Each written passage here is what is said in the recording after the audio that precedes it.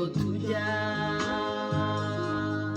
kuko bimeze bityo nzi neza icyo Imana yavuze ko kuko ari nta jambo Imana ivuga maze ngo rihere isi yuzuye ibiteye ubwoba n'ibiduca intege umwijima utuma tutareba imbere iyo tujya kuko bimeze bityo nzi neza icyo Imana yamvuze ko kuko ari nta jambo Imana ivuga maze ngo rihere zogera ku cyo yavuze zogera naho yambwiye kumva Imana atari umuntu wibeshye iyo ivuze biraba yategeka bigakomera nifite ijambo rya nyuma kuri njye zogera ku cyo yavuze zogera naho yambwiye kuko Imana atari umuntu wibeshye ivuze biraba yategeka bigakomera nifite ijambo rya nyuma kuri njye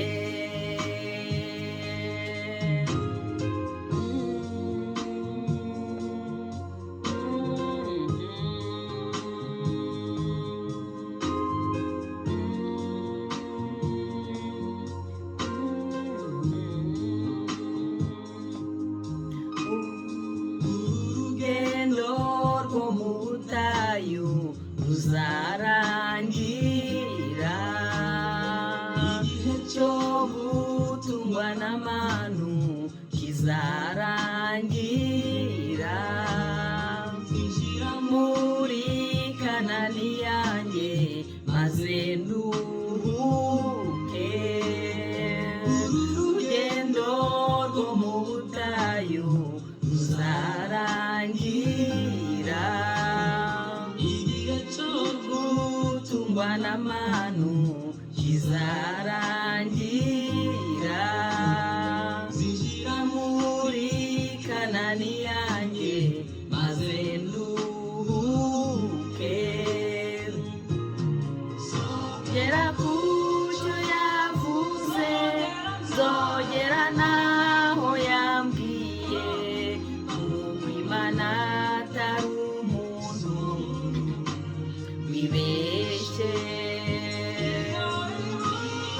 kuze biraba yategeka bigakomera nifite ijambo rya nyuma kuri njye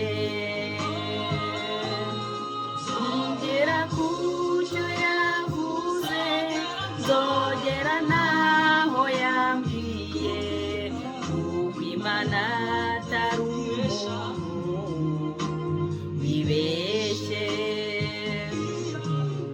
iyo ivuze biraba yategeka bigakomera nifite ijambo rya nyuma kuri njye ijambo rya nyuma kuri njye nifite ijambo rya nyuma kuri njye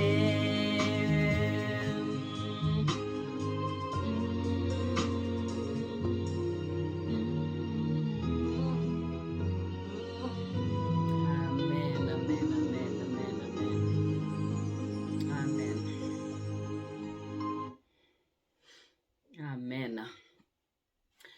Yesu ashimwe kandi ahabwe icyubahiro. Bene data bakundwa, ndongeye kubasuhuza mu izina ry'umwami wacu Yesu Kristo. Amahoro y'Imana abane namwe, kandi Uwiteka abishimire, imbabazi ze zibe kuri mwebwe, ubuntu bwe bubane namwe, kandi abahe iby'imitima yanyu yifuza. Ni Francine rero muri kumwe muri ya gahunda yo gusangira ijambo ry'Imana. Nejejwe n'Imana mu mutima wanjye kugira ko impaye aka kanya kugira ngo twongere twumve icyo Umwuka Wera atubwira, icyo Umwuka Wera abwira amatorero.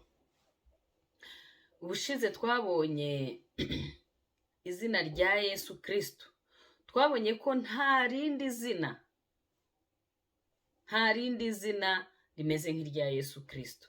Nta rindi zina twahawe mu isi no mu ijuru dukwiriye gukirizwamo uretse izina rya Yesu Kristo. Twabonye ko kera abasogokuruza bacu, Imana yiyereka Aburahamu, Yakobo, Isaka na Yakobo, yabiyeretse nk'Imana ishobora byose, kandi ibiyereka ntabwo yabihishuriye. Yiyeretse Mose, yaramwihishuriye kandi imubwira izina ryayo, irivuga. Ibwira Mose ko yitwa Ndiho, ko yitwa Uwiteka. Icyo gihe kuva ku gihe cya Mose, ku bahanuzi, kugeza aho Yesu yaziye, bambazaga izina ry'Uwiteka. Twabonye ko mu umutima w'umuntu harimo umwanya Imana yasizemo, umuntu ahora afite inyota yo kuramya Imana. Ariko nk'uko hariho Imana nyinshi, ntago waramya Imana utazi izina ryayo. Niyo mpamvu rero Imana uko yagiye yiyereka abantu, yagiye ibabwira n'izina ryayo, izina bazajya bambaza kugira ngo babashe gukira, kugira ngo babashe gutabarwa. Kuva rero kuri Mose kugeza kuri Yesu, bambazaga izina ry'Uwiteka. Yiyereka Aburahamu, Isaka na Yakobo, yabiyeretse nk'Imana ishobora byose. Twabonye ko Adamu na Eva babanaga nk'inshuti, ntabwo bo bari bakeneye kwambaza izina ry'Uwiteka, kuko Imana ngo yaraza, bari bafite isaha nyine bagomba guhuriraho, bahoraga mu busabane, bahoraga mu bushuti, bahoraga bafite umubano mwiza. Ariko bamaze gusuzugura Imana, nyine haba separation hagati y'umuntu n'Imana. Ubwo rero twabonye ko nyuma Imana yaje kongera kwiyereka abantu. Nyuma y'uwitwa Enoki, niho ngo abantu batangiye kwambaza izina ry'Uwiteka. Ubwo rero byarakomeje bigera igihe Yesu aza. Yesu rero aje kuko yakoze iby'Imana ishaka. Yesu twabonye ko ari Emmanuel, Imana iri kumwe natwe. Amaze ngo gukora iby'Imana ishaka byose, amaze kuducungura, amaze kudupfira ku musaraba, amaze kuzuka, ngo Imana yamuhaye izina risumba ayandi mazina yose, kandi ngo iryo zina amavi yose azaripfukamira, kandi iryo zina ni ry'Imana yahaye abari mu isi kugira ngo barikirizwemo. Imana rero ntabwo tucyambaza izina ry'Uwiteka, ahubwo twambaza Imana mu izina rya Yesu Kristo. Yesu Kristo ni umukiza w'abari mu isi. Yesu Kristo ni agakiza. Twabonye ko dukwiye kumwakira, akatubera umwami, akatubera umukiza, kuko niwe wongeye kuba ikiraro cyongera kuduhuza n'Imana. Kuko umuntu amaze gucumura, hagati y'umuntu n'Imana hajemo umworera. Uwo mworera wahise udutandukanya n'Imana kubera icyaha. aho kubera ko Imana yakunze abari mu isi cyane byatumye itanga umwana wayo w'ikinege kugira ngo umwizera wese atarimbuka ahubwo abone ubugingo buhoraho. Uwo mwana we Imana yaduhaye rero izina rye ni Yesu, kandi iryo zina nta rindi zina nk'irya Yesu, kuko ni izina tuboneramo agakiza, ni izina twambazamo Imana, Imana ikatwumva, Imana ikadusubiza, ni mode passe. Iyo tugiye muri iryo zina n'umwanzi wacu aradutinya, kuko iryo zina ararizi kandi araritinya. Haleluya! Imana rero ishimwe kandi habwa icyubahiro. Uyu munsi turakomeje, noneho tugiye kwiga irindi jambo ry'Imana rivuga ngo ijambo ry'Imana ni rizima, ijambo ry'Imana ni imbaraga.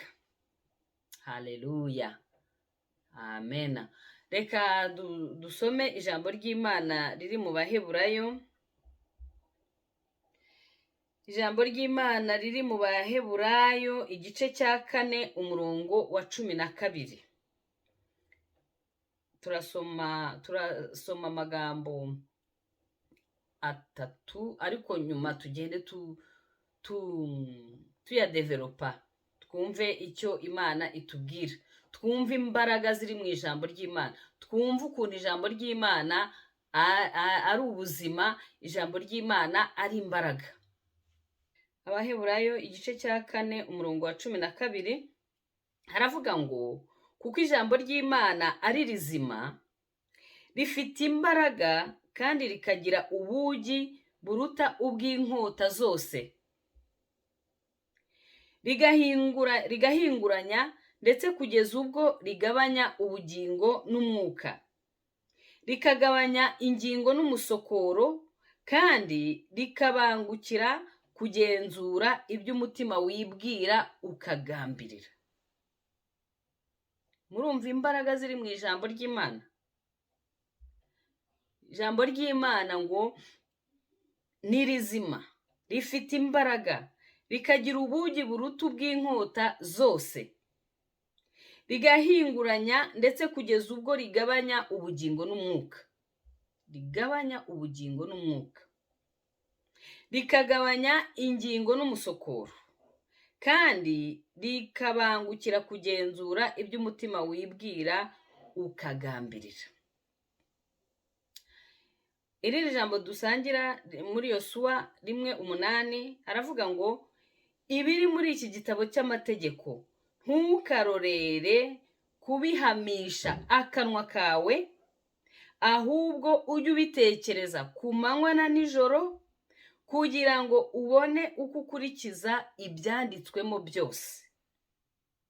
Niho uzahirwa mu nzira zawe zose, ukabashishwa byose. Iri jambo riri muri iki gitabo, ntukarorere kurihamisha akanwa kawe, ahubwo ujye ubitekereza ku manywa na nijoro, kugira ngo ubone uko ukurikiza ibyanditswe byose. Niho uzahirwa mu nzira zawe zose, ukabashishwa byose. Ahandi dusome ni muri Yohana igice cya 3 ku murongo wa 63 haravuga ngo, umwuka niwe utanga ubugingo, umubiri ntacyo umaze. Amagambo mbabwiye niyo mwuka kandi niyo bugingo. Umwuka niwe utanga ubugingo, umubiri ntacyo umaze. Amagambo mbabwiye niyo atanga ubugingo. Imana yacu ishimwe, kandi umwuka wera aze adusobanurire. Iyo umuntu avuze ijambo, iyo mvuze ijambo, ubu ndi kuvuga, iyo munyumvishe, mwumva ijwi ryanjye, noneho mwarangiza kumva ijwi ryanjye mukantandukanya n'abandi, mukavuga muti, iri jwi ni irya Francine. Iyo nsohoye ijambo, mu matwi yawe iryo jambo uhita umenya umuntu urivuze. N'ijambo ry'Imana rero, mu ijambo ry'Imana twumvamo ijwi ry'Imana. Yohana igice cya 10 umurongo wa 27, Yesu yaravuze ngo intama zanjye zumva ijwi ryanjye zikarimenya, hanyuma zarangiza zikagira gute? Zikankurikira. Nimba turi intama za Yesu, twagombye no kumenya kumva ijwi rye. Kandi iyo umuntu amaze kumva ijwi rye, ugomba gukora icyo iryo jambo ryakubwiye. Intama zanjye zumva ijwi ryanjye, nanjye ndazizi kandi zirankurikira. Nziha ubugingo buhoraho, kandi ntizizarimbuka na hato iteka ryose, kandi ntawe uzazivuvunura mu kuboko kwanjye. Iyo ubasha kumva ijwi ry'Imana mu ijambo ryayo, imibanire yawe n'Imana igenda neza. Kubera ko iyo wumvishe ijwi ryayo ukaryumvira, ugendana n'Imana. Ntabwo abantu bose bagendana n'Imana. Umuntu ugendana n'Imana ni umuntu ubasha kumva ijwi ry'Imana mu ijambo ryayo, kandi yarangiza agakora icyo iryo jambo ryamusabye gukora. Ijwi ry'Imana rero naryo hari uko abanditsi bagiye bagerageza kudusobanurira ijwi ry'Imana. Ijwi ry'Imana, iyo usomye muri Zaburi ya 29, reka twumve ijwi ry'Imana ukuntu rimeze, kuko mu ijambo ry'Imana twumvamo ijwi ry'Imana. Ngo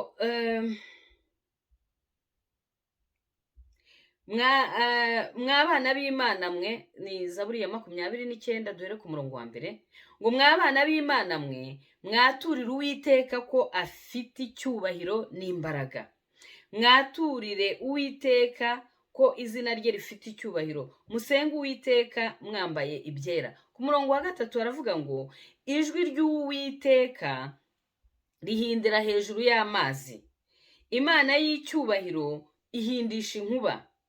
Ni koko Uwiteka ahindishiriza inkuba hejuru y'amazi. Ijwi ry'Uwiteka rihindira hejuru y'amazi. Ijwi ry'Uwiteka rihindira hejuru y'amazi. Umurongo wa 4, ijwi ry'Uwiteka rifite imbaraga. Ijwi ry'Uwiteka ryuzuye igitinyiro. Ijwi ry'Uwiteka rimena imyerezi. Uwiteka amenagura imyerezi y'i Lebanoni. Ijwi ry'Uwiteka rishwaza ibirimi by'umuriro. Ijwi ry'Uwiteka rihindisha ubutayu umushyitsi. Ijwi ry'Uwiteka riramburuza impara. Murumva mu ijambo ry'Imana harimo ijwi ry'Imana. Mwumvishe uyu munyazaburi ukuntu yagerageje gusobanura imbaraga, ubutware, ububasha, ubushobozi buri mu ijwi ry'Uwiteka. Zaburi ya 33 umurongo wa 9 ho we yaravuze ngo kuko yavuze bikaba, yarategetse birakomera. Iyo ivuze biraba, iyo itegetse birakomera. Ijambo ryayo, ijwi ryayo, ijambo n'ijwi birajyana. Iyo ubu ndi kuvuga ariko murumva ijwi ryanjye. Imana ishimwe.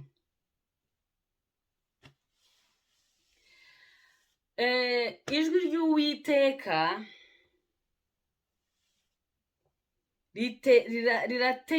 ritegeka umuyaga ugatuza, ritegeka amazi agatuza.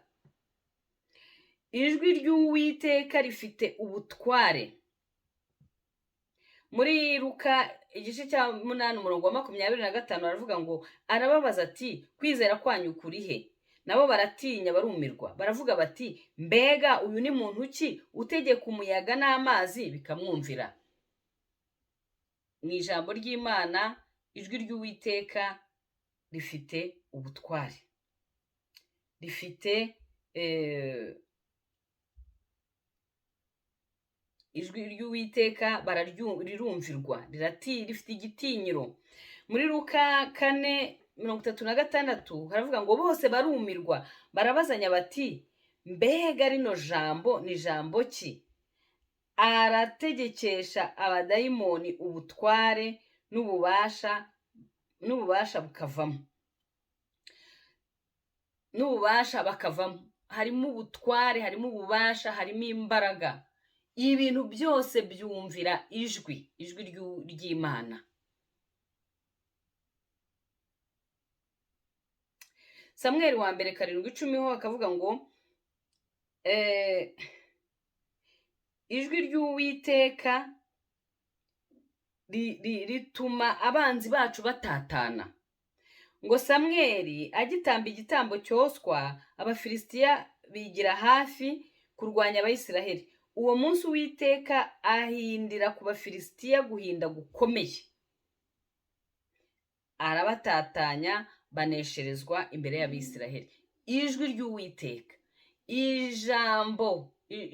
ijambo ry'Uwiteka ritatanya abanzi bacu. Yeremiya 23:29 aravuga ngo kandi Uwiteka arababaza ati mbese ijambo ryanjye ntirimeze nk'umuriro cyangwa nk'inyundo imenagura urutare? Ijambo ry'Uwiteka, twabonye ko ijambo iyo risohotse twumva ijwi. Ijambo ry'Uwiteka rimeze nk'umuriro cyangwa inyundo imenagura urutare. Ijambo ry'Uwiteka ni umuriro, ni inyundo imenagura urutare. Ibintu byose Imana yaremye bifite amatwi. Iyo ubibwiye birumva. Indwara ifite amatwi, iyo uyibwiye irumva. Ubukene bufite amatwi, iyo ububwiye burumva.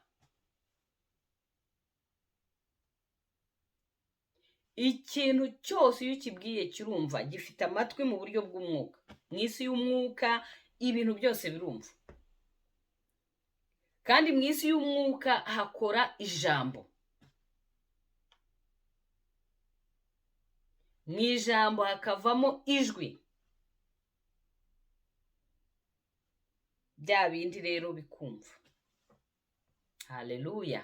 Ako murumva Imana irahambaye. Imana irahambaye mu mbaraga, mu bwenge no gukunda. Idufashe, iduhe guhishurirwa. Haleluya. Turi kwiga ijambo, ariko twabonye ko mu ijambo habamo ijwi. Kandi iyo ijwi risohotse, abaryumva bamenya nyirijwi uwo ari we. Haleluya. Abefeso 6:17 batubwira ko ijambo ari inkota. Ijambo iyo risohotse mu kanwa kacu riragenda rikaba inkota yica umwanzi wacu. Twiga intambara y'umwuka, twabonye abanzi b'umukristo. Ntabwo turwana n'abafite inyama n'amaraso, turwana n'ibinyabubasha by'ahantu ho mu ijuru, turwana n'ibikomangoma, turwana n'imyuka mibi. Ijambo rero ry'Imana riragenda rigasogota abo banzi bacu bo mu mwuka. Imana ishimwe.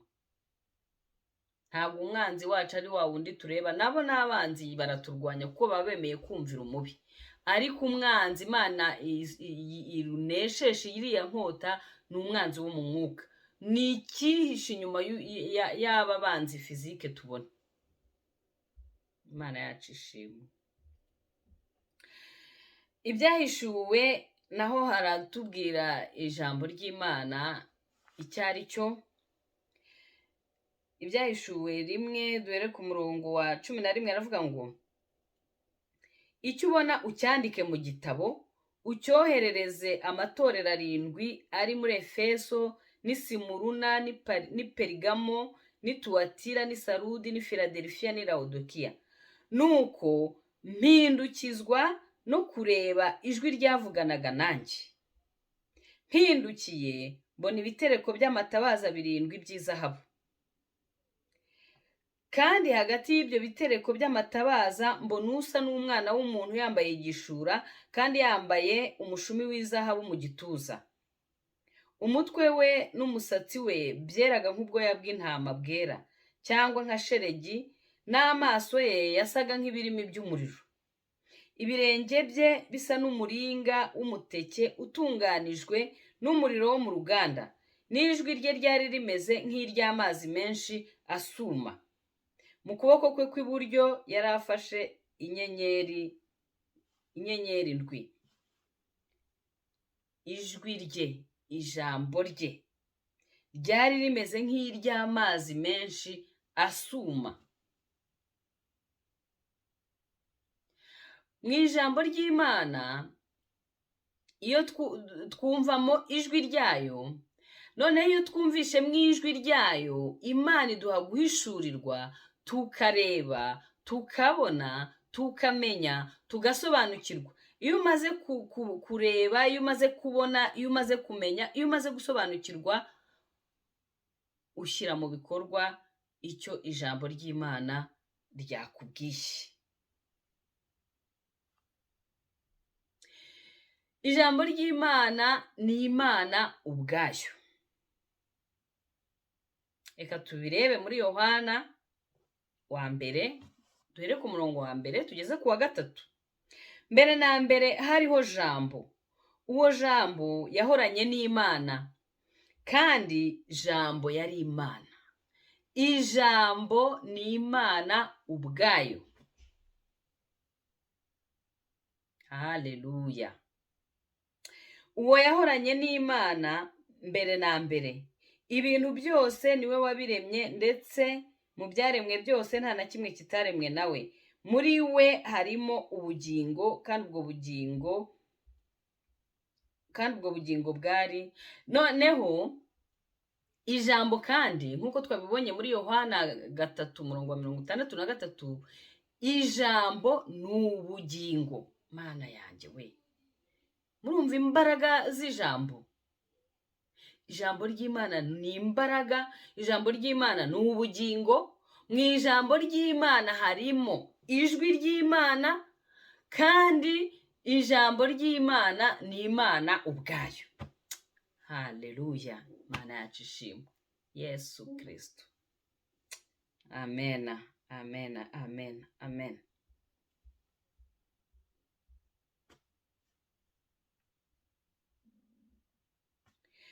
Abatesaloniki ba mbere igice cya 2 ho haratubwira ngo icyo dushimira Imana ubudasiba nuko ubwo twabahaga ijambo ry'ubutumwa bwiza, ari ryo jambo ry'Imana, mutaryemeye nk'aho ari ijambo ry'abantu, ahubwo mwaryemeye nk'aho ari ijambo ry'Imana, nk'uko riri koko kandi rigakorera muri mwe abizera. Twabonye ko ijambo ry'Imana ni Imana ubwayo.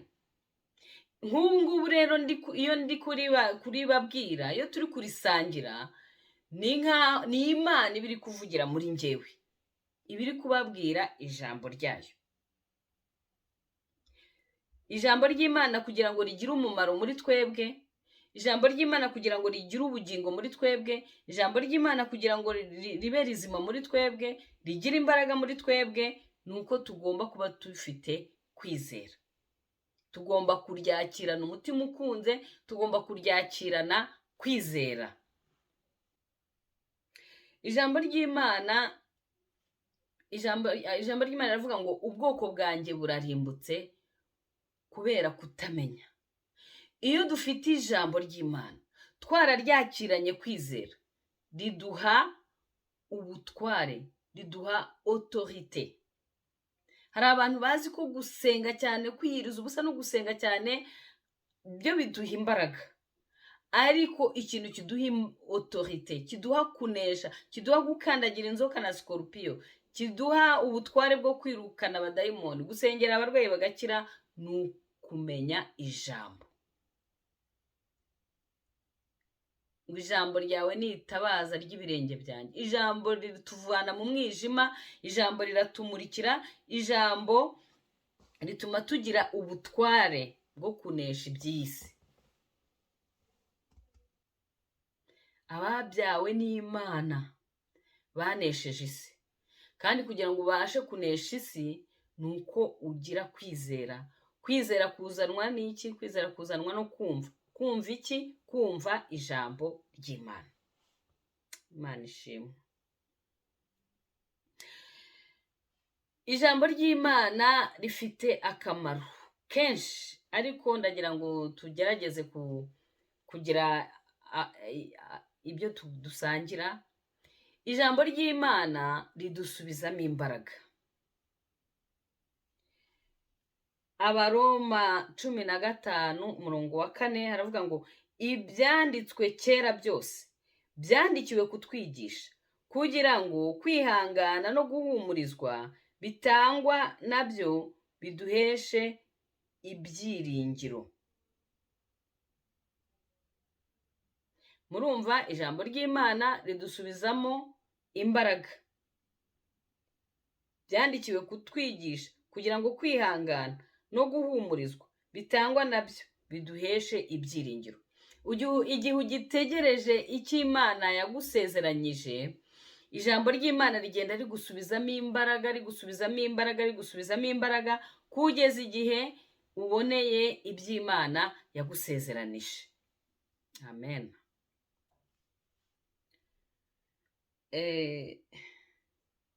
Ijambo ry'Imana riratugaburira. Gutegeka kwa 2:8 haravuga ngo nuko yagucishije bugufi, ikundira ko wicwa n'inzara, ikugaburira manu wari utazi na basogokuruza banyu batigeze kumenya, kugira ngo ikumenyeshe yuko umuntu adatungwa n'umutima gusa, ahubwo yuko amagambo yose ava mu kanwa k'Uwiteka ariyo amutunga. Matayo 4:4 nayo irabivuga, aramusubiza ati handitswe ngo umuntu ntatungwa n'umutima gusa, ahubwo atungwa n'amagambo yose ava mu kanwa k'Imana. Ijambo ry'Imana riradutunga. Ijambo ry'Imana uko umuntu arya ibiryo kugira ngo abeho, uko umuntu arya ibiryo kugira ngo agire ubuzima buzira umuze, n'ijambo ry'Imana riduha kubaho, haba mu buryo bw'umwuka ndetse no mu buryo bw'umubiri.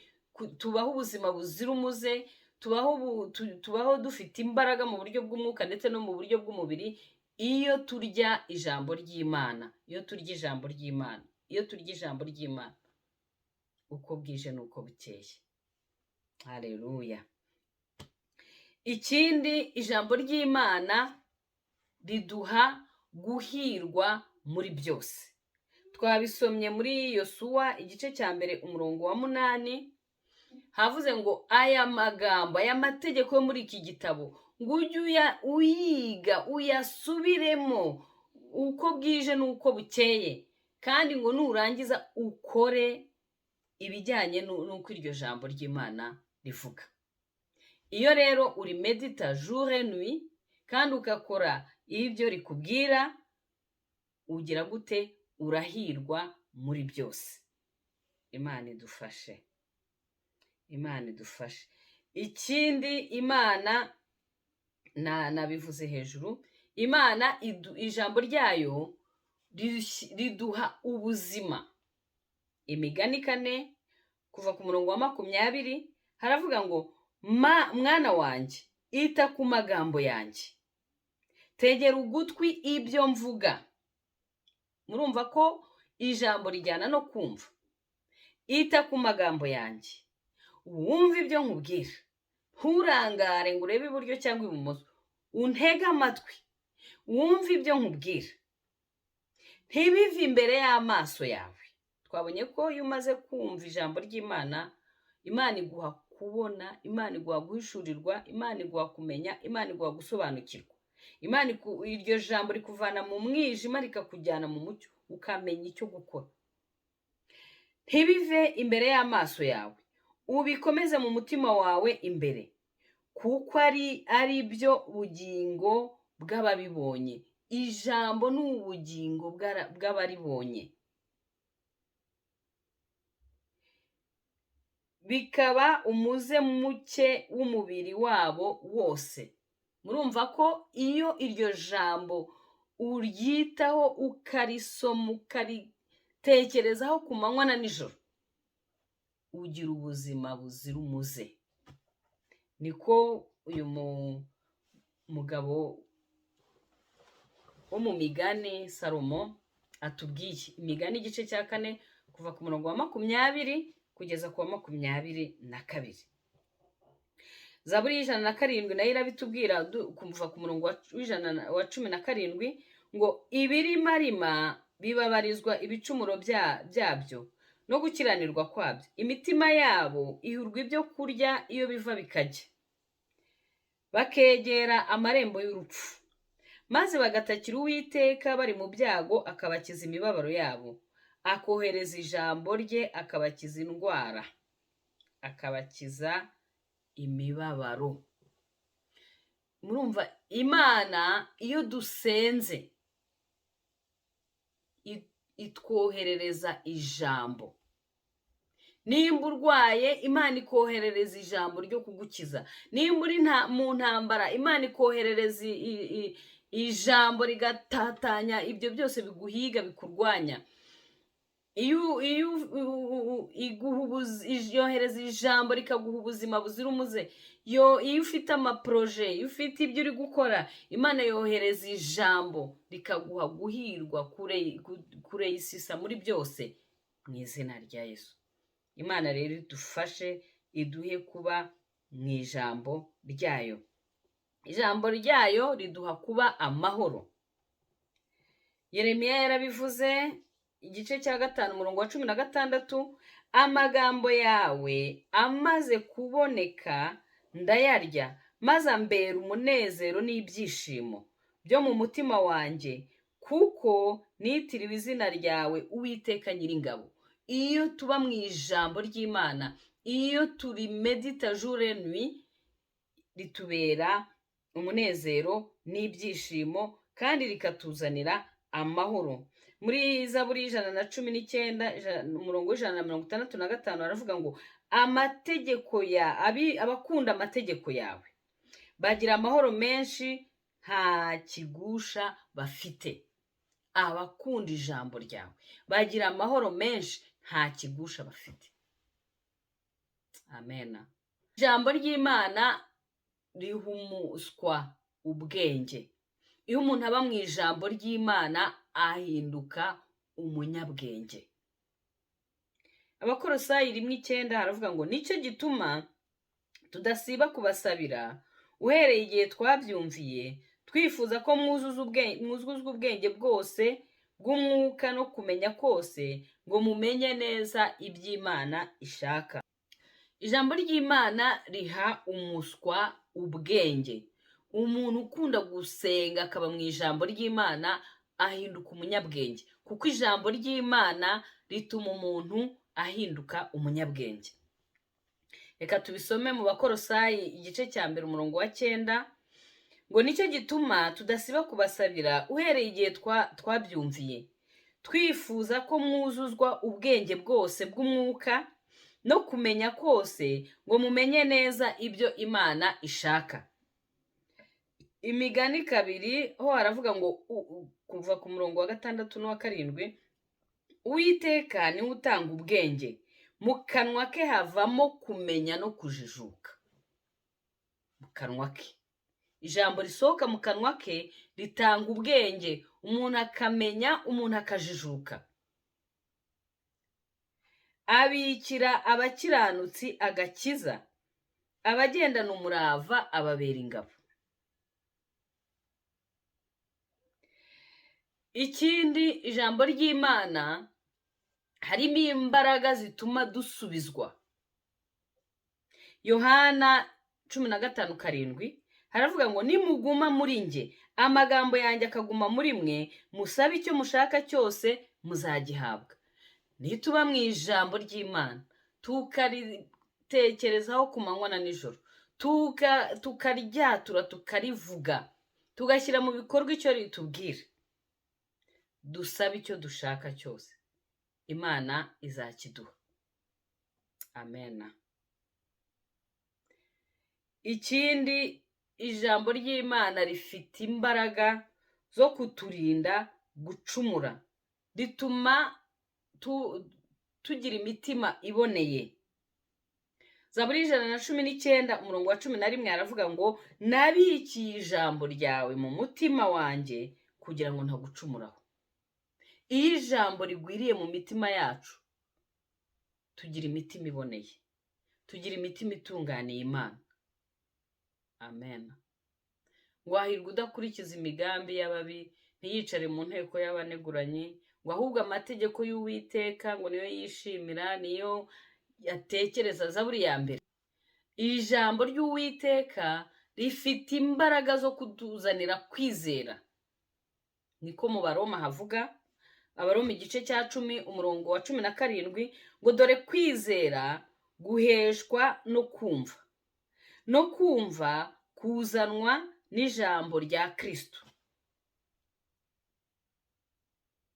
Iyo wumva ukumva ijambo ugira kwizera, nta guhungabanywa n'imiyaga n'imiraba, ahubwo urashikama, kuko ngo ababyawe n'Imana banesheje isi. Isi rero ntago tuyinesheshwa nuko dufite kwizera. Kwizera iki? Kwizera ijambo rya Kristo. Haleluya.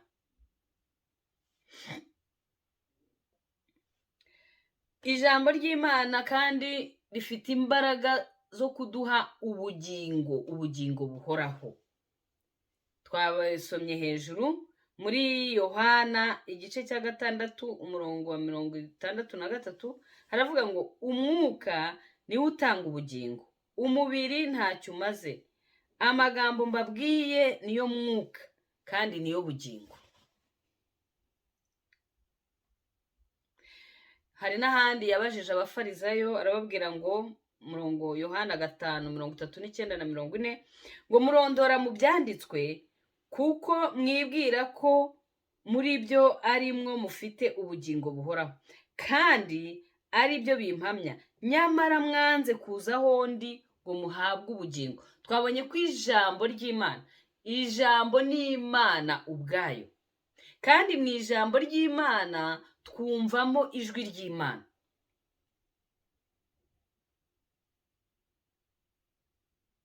Aba bafarisayo rero ngo bajya gushakisha mu byanditswe, kandi Yesu aba ari aho hafi. Kandi Yesu niwe bugingo, Yesu niwe jambo. Imana idufashe. Ijambo ry'Imana rifite imbaraga zo kutwigisha. Timoteyo wa 2 umurongo wa 3:16 kugeza kuri 17. Ibyanditswe byera byose byahumetswe n'Imana, kandi bigira umumaro wo kwigisha umuntu no kumwemeza ibyaha bye, no kumutunganya no kumuhanira gukiranuka, kugira ngo umuntu w'Imana abe ashyitse, afite ibimukwiriye byose, ngo akore imirimo yose myiza. Twabonye ko imirimo myiza Imana yayiremeye muri Kristo Yesu kugira ngo tuyigenderemo. Ntago rero wayigenderamo udafite ijambo ry'Imana muri wowe, udafite ibyanditswe biguhugura, bikwigisha, bikwemeza iby'ibyaha byawe, kugira ngo ugende utunganiye Imana. Noneho iyo mirimo myiza Imana yaturemeye gukora tubashe kuyikora tumaze gukura, tumaze kugera ku kigero cy'igihagararo gikwiriye cya Kristo. Kugira ngo rero aho hangaho tuhagere, nuko tuba dufite ibyanditswe bitwigisha, bikatwigisha, bikatwemeza iby'ibyaha byacu. Ijambo ry'Imana riradutunganya. Hari aho Yesu yavuze ati Mana ubejeshe ijambo. Ijambo ry'Imana riratweza. ijambo ry'Imana riduhanira gukiranuka, ijambo ry'Imana rifite imbaraga zo gutuma tuba abantu bashyitse. Amena. Ijambo ry'Imana rifite imbaraga zo kuduha ubwenge. Zaburi 119 umurongo wa 30, 129 kugeza ku 130 haravuga ngo ibyo wahamije ni ibitangaza, nicyo gituma umutima wanjye ubyitondera. Guhishurirwa amagambo yawe kuzana umucyo, guhabaswa ubwenge. Iyo dufite guhishurirwa ijambo ry'Imana, ntago tuba mu icuraburindi, ntago tuba muri confusion, ahubwo Imana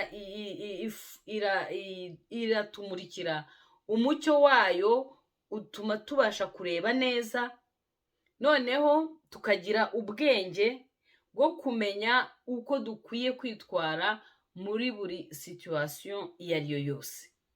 Niho rero hano bavuga ngo guhishurirwa amagambo yawe kuzana umucyo. Iyo umaze kumenya Imana umenya icyo ukwiye gukora. Mu gihe cyose ugezemo Imana iguha guhishurirwa, ukamenya icyo gukora kandi ikaguha n'ubwenge bwo kugikora neza uko bikwiriye. Imbaraga z'ijambo ry'Imana. Ijambo ry'Imana ni ubuzima, ijambo ry'Imana ni imbaraga. Haleluya. Haleluya, haleluya. Reka nsoreze kuri aya magambo abiri. Abakolosayi 3:16 haravuga ngo ijambo rya Kristo ribe muri mwe rigwiriye, rifite ubwenge bwose. Mwigishanye, muhugurane muri zaburi n'ibihimbano by'umwuka, muririmbirana Imana ishimwe mu mitima yanyu. Ijambo ry'Imana tugomba kurikunda, tukarishaka, tukaribamo. Niturimaramo igihe, nidufata ibihe byinshi byo kuba mu ijambo ry'Imana, rizagwira muri twebwe, rizagira imbaraga kandi rizagira ubwenge. Uzajya uvuga, bavuga bati uyu muntu ubwenge yabukuye hehe? Wabukuye mu ijambo ry'Imana. Haleluya.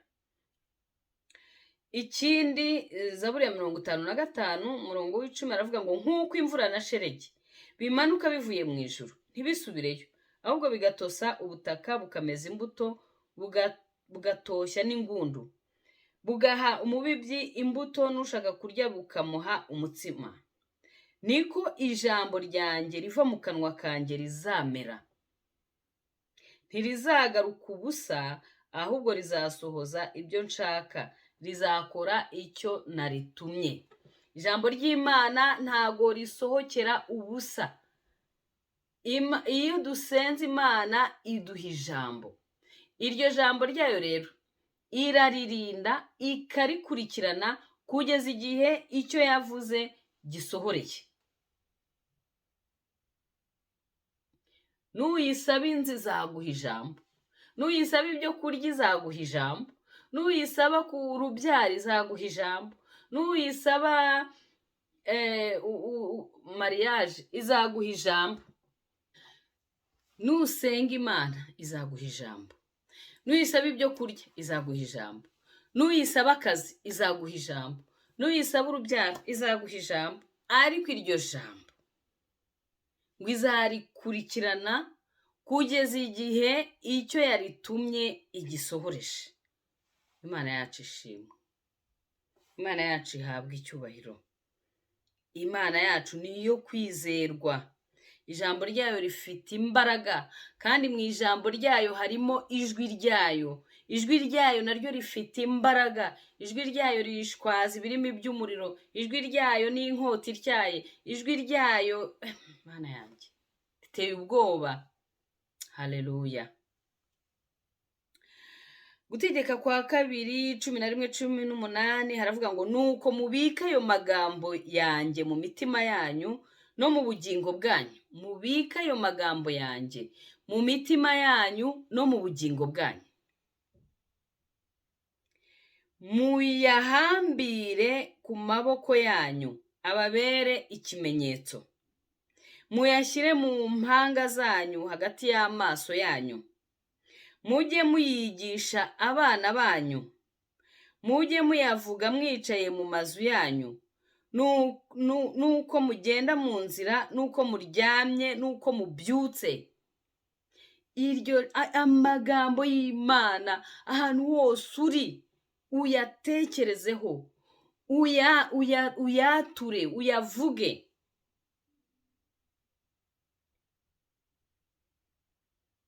Ngo kandi muzayandike ku nkomanizo z'amazu yanyu no ku byugarira byanyu, kugira ngo iminsi yanyu igwire mwebwe n'abana banyu mu gihugu Uwiteka yarahiye basokuruza banyu ko azabaha. Iyo tubaye mu ijambo ryayo rikaba muri twebwe rigwiriye rifite ubwenge, tukarimedita jour et nuit, tukaryatura, tukarivuga, riraza rikagwira muri twebwe, riraza rikagira imbaraga muri twebwe, riraza rikagira ubuzima muri twebwe. Imana rero idufashe kandi idushoboze kumva ijwi ryayo mu ijambo ryayo. Amena. Kandi imbaraga z'ijambo ryayo rituzanire biriya byose twabonye, rituzanire gusubizwamo imbaraga, rituzanire ibidutunga mu buryo bw'umwuka ndetse no mu buryo bw'umubiri, tugire ubuzima buzira umuze mu buryo bw'umwuka ndetse no mu buryo bw'umubiri, tugire imbaraga, dukomere, tugire guhishurirwa, tugire ubwenge, tugire kwizera, kuko ngo uwabyawe n'Imana yanesheje isi. Ntabwo ushobora kunesha isi udafite kwizera. Tugire ubwenge nyabwenge, ubwenge bwiza, ubwenge buva ku Mana. Ngo ubwenge buva ku Mana buraboneye, ntago burobanura ku butoni. Ubwo bwenge nta handi dushobora kubukura uretse mu ijambo ry'Imana. Imana rero ishimwe. Imana idukomereze mu mbaraga z'ijambo ryayo, kandi mu ijambo ryayo Imana idushoboze kumva ijwi ryayo.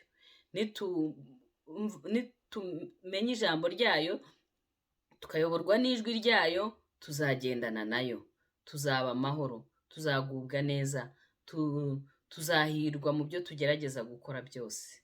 Amena. Amahoro y'Imana abane namwe. Reka dusenge dushimira Imana kubw'ijambo ryayo. Mana, turagushimye ko ijambo ryawe ni imbaraga, ijambo ryawe ni ubuzima, ijambo ryawe ni wowe ubwawe.